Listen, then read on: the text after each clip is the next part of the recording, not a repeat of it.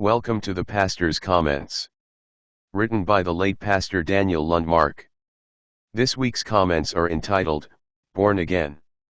Jesus said, "Except a man be born again, he cannot see the kingdom of God." John chapter 3 verse 3. The Bible teaches that there are only two eternal destinations, heaven or hell. The conclusion is both simple and shocking.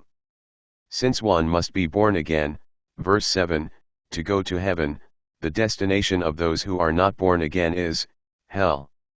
So, what did Jesus mean by using the term born again in his conversation with this Jewish ruler? After all, Nicodemus was a good, moral, religious person.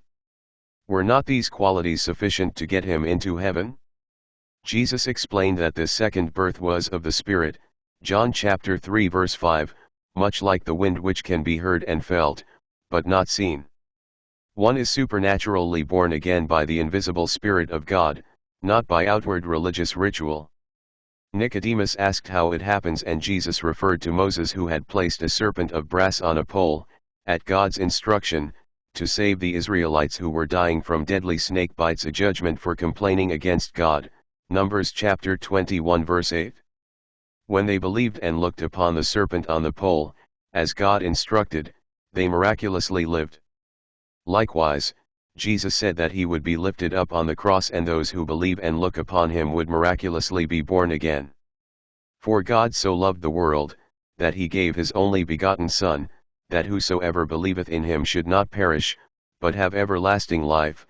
John chapter 3 verse 16. When one believes on Jesus, he is born again, and his eternal destination is changed from hell to heaven, as John the Baptist explained, "He that believeth on the Son hath everlasting life, and he that believeth not the Son shall not see life, but the wrath of God abideth on him." John chapter 3 verse 36. I urge you to believe on Jesus and receive him now in prayer. See www.naog.ws/message.htm. As many as received him, to them gave he power to become the sons of God. John chapter 1 verse 12.